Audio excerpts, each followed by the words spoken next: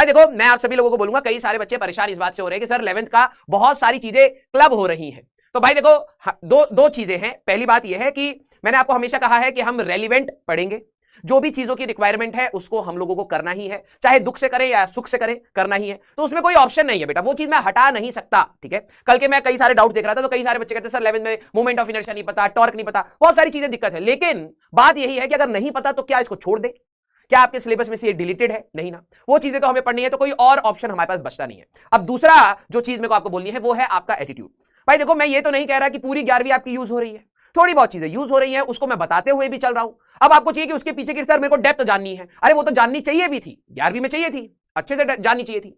उस समय जब क्वेश्चन करा रहे थे तो क्वेश्चन भी प्रैक्टिस करने चाहिए थे, लेकिन उस समय नहीं किया। तो अब क्या आप अभी भी नहीं करेंगे?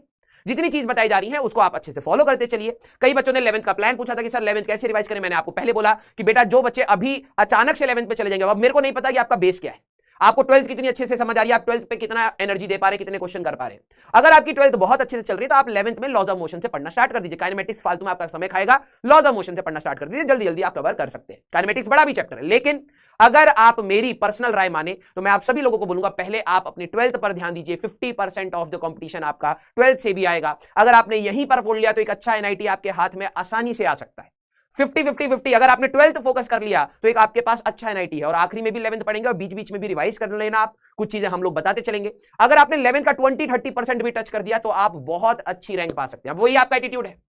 हाँ, टी शर्ट बेटा क्या बताएं, भाई साहब बाहर निकलते डंडे पे डंडे मारे गए, क्या नीचे कर लियो यार। हाँ, डोला नहीं दिखाना, लोग डिस्ट्रैक्ट हो रहे हैं। मैंने कहा ठीक है भाई, देखो यार पता नहीं कौन सी टी शर्ट है भाई साहब, पूरी मेहनत पे टी शर्ट फेर दी पूरी मेहनत पे पानी फेरने की जगह यहां पर होगा पूरी मेहनत पर टी शर्ट फेर दी। हाँ, मैंने कहा चलिए कोई दिक्कत वाली बात नहीं है, ठीक है, हम नीचे करके पढ़ा कहेंगे आप टीचर हैं या गुंडा हैं, पहले ये बताइए। हम कहे दोनों ठीक है। तो थोड़ा सा डरा वो इंसान कह रहा, लेकिन सर फिर भी टीचर के हिसाब से सही नहीं लगता। मैं कहा चलिए ठीक है कोई बात नहीं, हम नीचे।